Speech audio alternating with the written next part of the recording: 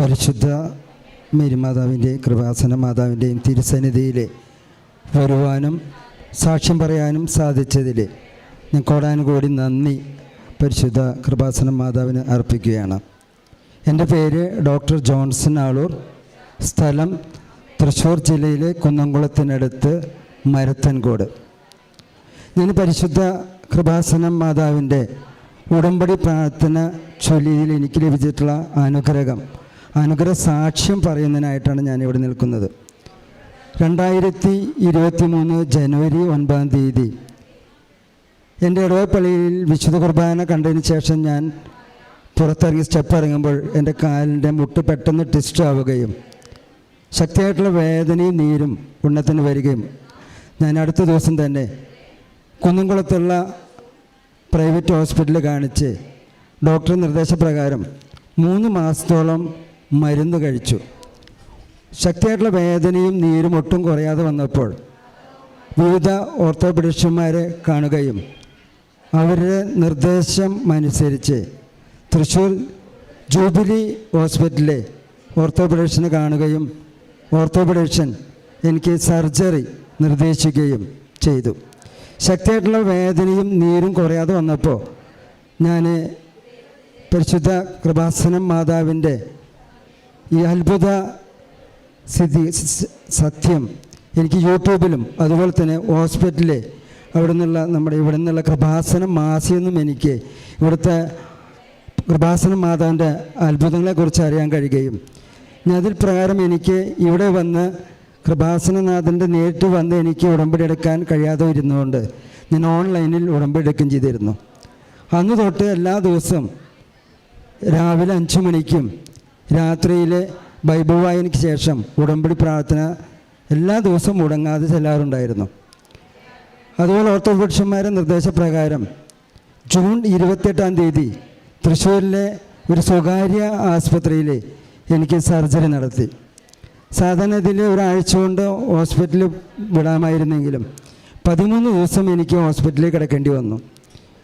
പക്ഷേ സർജറി ചെയ്തപ്പോൾ എനിക്ക് വേദന കുറഞ്ഞാൽ പോലും എൻ്റെ കാലിൻ്റെ ശക്തി കുറഞ്ഞ് വലത് കാല് ഒട്ടും അനക്കാൻ പറ്റാത്ത അവസ്ഥയിലായിരുന്നു.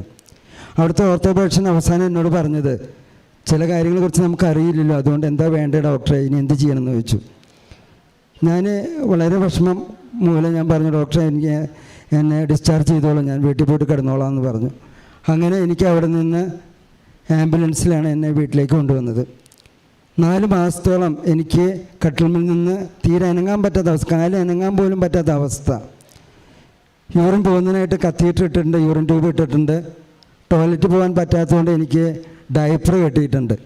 അങ്ങനെ 4 മാസത്തോളം ഞാൻ കട്ടിൽ കിടക്കുമ്പോഴും ഉടമ്പടി പ്രാർത്ഥന യാഥാർത്ഥ്യം പറഞ്ഞു കഴിഞ്ഞാൽ എനിക്ക് കുറച്ച് നാളുകളായിട്ട് ചെല്ലാതിരിക്കുകയുണ്ടായത്.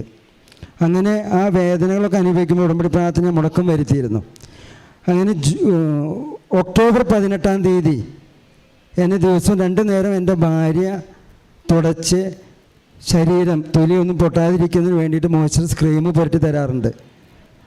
ഒക്ടോബർ 18 ഭാര്യ ഈ അകരിയിരുന്ന് ജപമാല ചെല്ലുകയും ബൈബിൾ വായന കഴിഞ്ഞപ്പോൾ ഞാൻ പറഞ്ഞു, ഉടമ്പടി പ്രാർത്ഥന ഒന്ന് ചെല്ല്, കുറച്ചാളായിട്ട് മുടക്കി ഉടമ്പടി പ്രാർത്ഥനയാണല്ലോ, ഒന്ന് ചെല്ലാന്നും പറഞ്ഞ് വീണ്ടും ഭാര്യ ഉടമ്പടി പ്രാർത്ഥന ചെല്ലിയതിന് ശേഷം എന്നെ രാത്രിയിൽ 2ാമത്തെ തുടയ്ക്ക് വേണ്ടിയിട്ട് എൻ്റെ ശരീരം ആസകലം തുടച്ച് മോയ്സ്ചറൈസ് ക്രീം പുരട്ടുന്നതിന് വേണ്ടിയിട്ട് വലത് കാല് കൈകൊണ്ടെടുത്ത് പൊക്കി മോയ്സ്ചറൈസ് ക്രീം പുരട്ടുന്ന സമയത്ത് ഈ വലത് കാല് ഏറെക്കുറെ 1 ഇഞ്ചോളം തനിയെ പൊന്തി.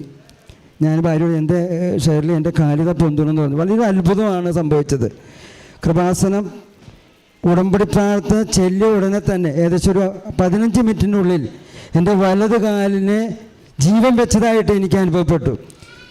അവിടെ നിന്ന് എനിക്ക് കാല് കുറേശ്ശെ എനക്കാനായിട്ട് കഴിഞ്ഞു.